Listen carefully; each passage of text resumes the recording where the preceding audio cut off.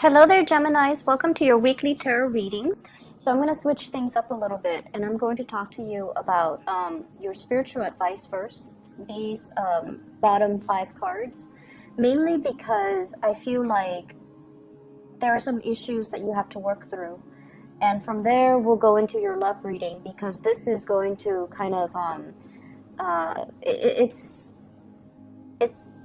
related to this. So once we clear this energy out of the way, the love reading will make a lot more sense, okay? I've done this for Virgos before, mainly because I felt like there was a need for it, and I think it might be helpful for you guys as you navigate the energies of this week, because I feel like it's a little intense. So in terms of your spiritual advice, I feel like the main message for you is to kind of stay in the present moment, count your blessings, and really look at what you do have in front of you. So rather than scanning the horizon for new opportunities, for escapism, for things that you wish, could be there, could come in, for things that you long for, rather than doing that, scanning the horizon and never being completely 100% content, count your blessings, live in the moment, and take stock of what you have, especially the people that are around you, especially the people that are working towards building something with you, and the people that are reliable and have always been consistent in their effort and consistent in their ability to be there for you when you need them. And the reason why I say that is I feel like this is the energy of somebody looking for, like an outsider looking in, okay? Looking in at a situation, possibly wanting what you have, wanting your position, wanting the love and the guidance and the blessings. So somebody is looking in on you, possibly like, checking on you. I'm seeing like checking on social media and things like that, okay? Somebody that's like constantly monitoring what you're doing, how you appear, what you talk about. And I feel like there's a deep sense of this person being quite controlling, wanting to dominate the situation and wanting to tell you, you should do this, you should do that. And so they have this laser beam focus on first your household, your work sector, your ability to lead others as well.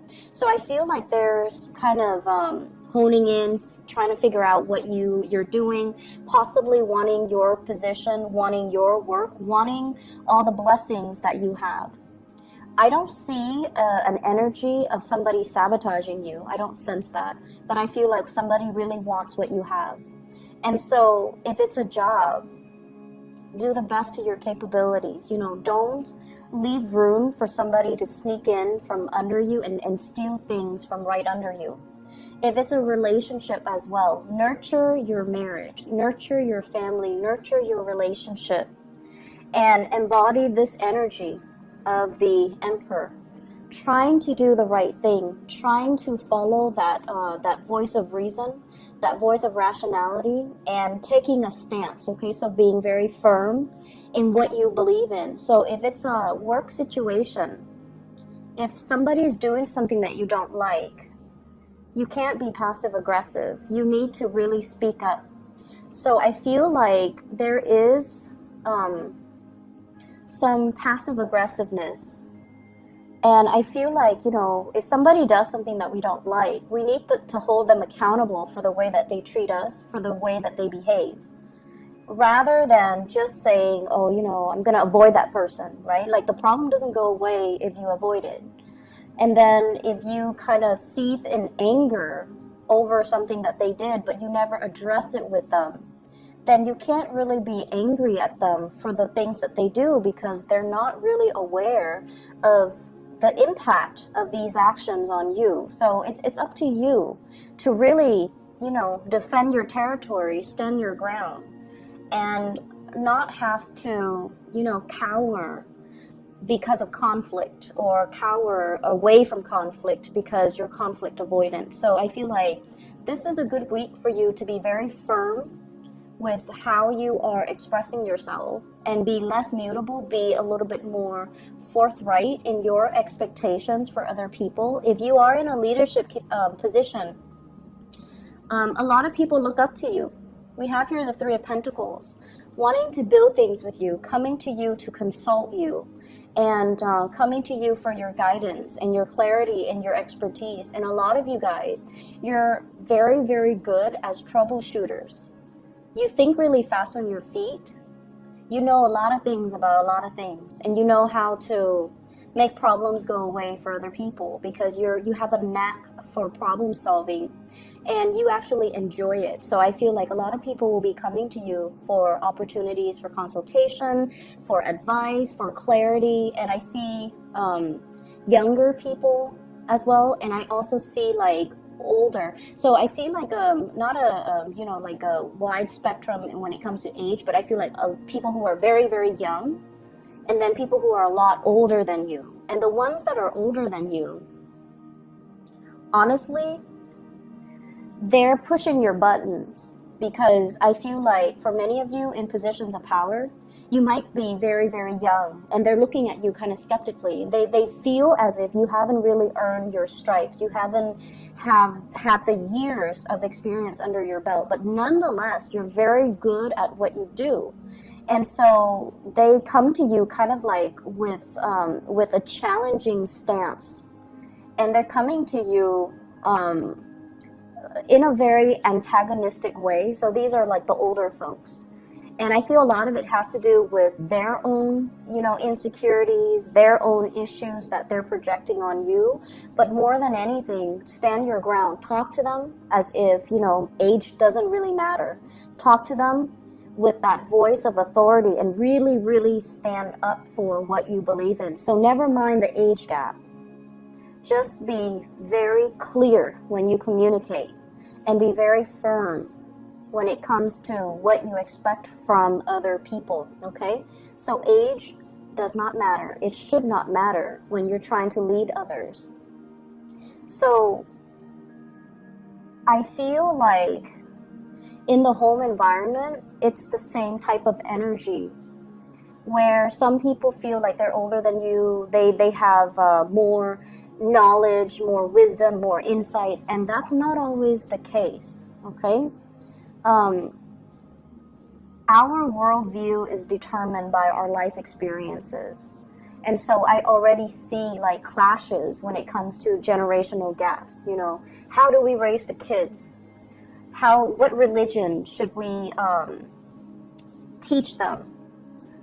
You know, like how do we get a situation sorted out when there are too many people involved? So for example, if it's a marriage and the in-laws are involved and everyone is putting in their 2 cents when the marriage is between you and the partner and the children.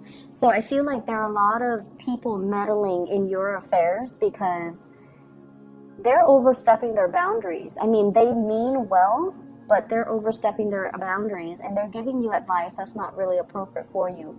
So this is a good week overall for you to seek advice from a person who is in a position of authority. So for example, if you have, you know, if you need financial advice, consult a financial advisor. Don't talk to, you know, your cousin Joe, who's had like 3 bankruptcies, right? And then if you need marital relationship advice, consult a therapist, see a marriage counselor. Don't talk to your mom and dad who might have a very tenuous relationship with one another. So learning to ask for help from the right people, and then learning as well to really stand your ground and figure out what you need and demand it of other people. So it's not a great week for you to compromise. It's a great week for you to assert your authority and assert, you know, be a little bit more fixed, be a little bit more, I want to say, and no offense to anyone watching this, be less of a Gemini, less of a Libra, and be a little bit more fixed like an Aquarius. Because I feel like, you know, there are things that you cannot compromise on. And if the things are values related, it is really, really important for you to stand your ground, okay? So that's going to allow me to segue into the love relationship sector. because I feel like there's conflict coming into the picture. So the first thing I have here is the Three of Swords. The Three of Swords is a situation where a lot of words have been said. A lot of things have been out in the open that we can't really take back. A lot of, it's like too many things have happened. Too much has been said. Where do we go from here? But I feel like this process of unearthing these things that are problematic, that we have swept under the rug, or that we have ignored, or, you know, that we've never addressed with the other person, these things are meant to come out. These things are meant to come out into the open so that we can deal with them. Because, you know, the more we love somebody, the more they're gonna push our buttons, right? And the more time we spend with someone, the more good times and bad times start to build up. And so I feel like if things are not addressed, this is the week where they implode. This is the week where we talk about, I did all of this, what did you do? And then the other person is like, well, I did all of that too, what did you do? So it's like keeping scores of that internal side of you where, you know, as the twins, I feel like you want your partner to be like you. You want your partner to intuitively understand you. And you feel like if it's my soulmate, if it's somebody I'm meant to be with, they should understand me without me talking. Well, it doesn't really make sense. No one can intuitively and empathically sense what you need. And even then, you know, they're probably going to be picking things up like 75% of the time, rather than every single time. So it's really important for you to talk and communicate and not let things build up to this point, okay? And this is a really great battle, I feel like, between a relationship partner. And the reason I say that is we have here the Queen of Swords and the King of Swords. So air energy, a lot of communication, not a lot of feelings, not a lot of emotions. And so no one is really speaking from the heart. They're speaking from a space of calculation, keeping tabs, keeping scores. I did this, you did that. So it's a very cold, detached, and almost antagonistic type of a vibe that I'm getting here. You might be dealing with another air sign, so an Aquarius, a Gemini, or a Libra. And this is the Gemini card. She has like two faces to her. So I feel like this might be the partner that you're dealing with. You have somebody that is really good with animals. You have someone who is, I'm getting like an Ivy League type of education. So somebody that might have multiple degrees. They're very, very intelligent. They're very worldly. They're less, I want to say like, they're not like materialistic. So, you know, money doesn't really mean a lot to them. They care about higher ideals, higher values. They might also be like a social entrepreneur, a philanthropist. They want to fight a good fight. They want people to be well fed and happy. So you've got somebody who is like, it's an air sign, but I feel like they're a little bit more idealistic. Okay, so whereas for you, your sword is planted firmly on the ground, you're resting on it. So I feel like this denotes that, you know, you care about security, you care about having a good job, staying at a good job, building up your reputation, building up, you know, getting significant pay increases every year. So you care about these security things. But these security things are not really innately important for a typical Gemini. And over time, these things that you build up, because it's secure, because you believe, that's what you're meant to do. I feel like it's keeping you stuck, and it's not really allowing you to live out your dream. It's not allowing you to be flexible and mobile and, you know, really living a life that is authentically you rather than security based. And so you're coming across another person who is like a little bit more, it's like this is a twin energy. This is a really significant relationship where somebody is showing you a different side of themselves. So you can tell, you know, just the vibe, this person's a lot more relaxed and this person is very, very tense. This person, you know, they dress well, but it doesn't mean that they care about the material things. I feel like they're a world traveler. They collect objects and clothing and, you know, habits and languages from all different parts of the world. And I feel like, you know, they have this sense of exoticism about them, and you're naturally very drawn to them.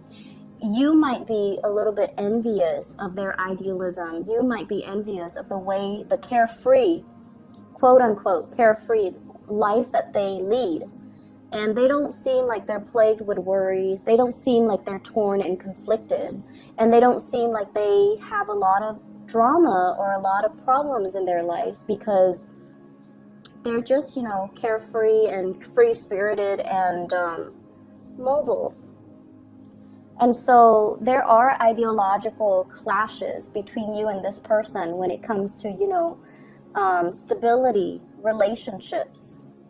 There's mutual fascination here that I'm sensing, but you two value very, very different things. And this is somebody that I feel, if you are this person, you might have a lot of earth in you. If you are this person, you might have a lot of water in you, or fire, where, you know, you're philanthropic and you're kind of like a free spirit. And I feel like, you know, it's a situation where there might have been arguments, but there is a reconciliation, okay? So for those in relationship, you know, significant relationship or marriages, if there has been issues, there is an apology coming into the picture here with the Knight of Cups, which is like an offering, a peace offering, a peaceful gesture, a gesture to kind of like, let's just, you know, not beat a dead horse. Let's just overcome our ideological differences, and let's just agree to disagree. It doesn't mean that we passive-aggressively sweep things under the rug. It just means that we value each other enough to respect each other's differences and move away from it.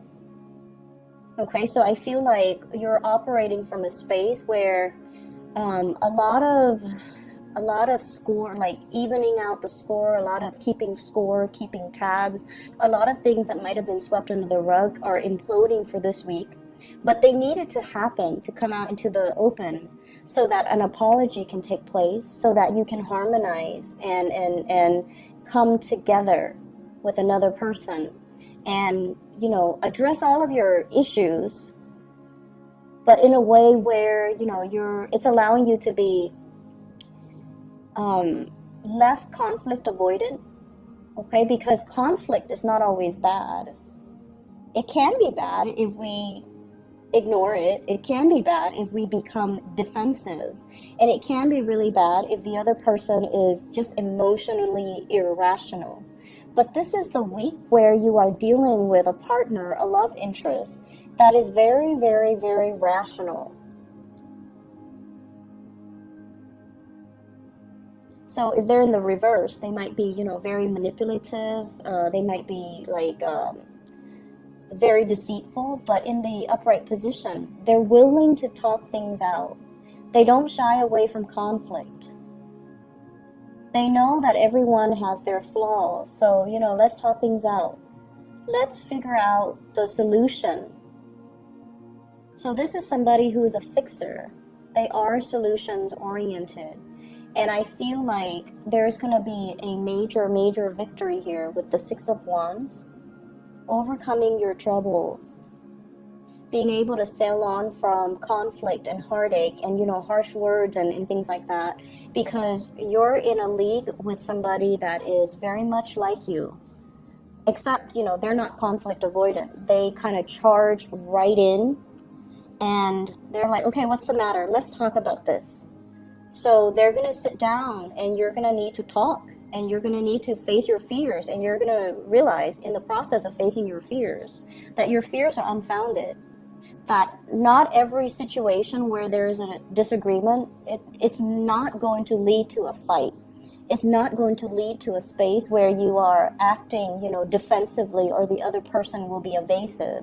There is clear and total understanding and communication that's happening for this week to really help you understand another person and to help you as well. learn to address issues and not be passive aggressive and not be conflict avoidant. And you know, you're going to confront a situation head on, and the situation involves another person that is very much like you, in that they want harmony, they want balance, but you know, they understand that harmony and balance needs to happen, or can only happen, when we arrive at a truce. Okay, so you have some beautiful things coming into the picture.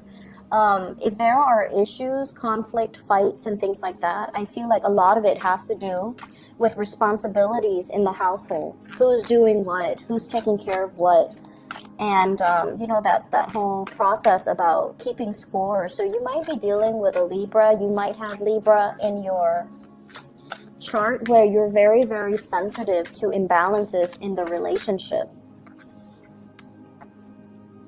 And I asked, you know, what is one of the major conflict that's coming into the picture? And I have here the Queen of Wands, and this is like the fairy godmother. So you might have issues when it comes to taking care of in-laws, or in-laws meddling in the parenting of the children. You might also, I'm sensing this, but not so much, you might have somebody that's interfering in your relationship. Hence, you know, somebody is like on the outside looking in. Okay, so just be very careful about that. All right, so I hope the reading is helpful for you, Gemini. Face your fears. Face your fears. You know, the shadow side of you is the Sagittarius, and Sagittarius, they just charge in and solve problems. So calling upon that side of you, I feel might be helpful for this week. Okay, so I wish you all the best. I'll be back next week. Take care.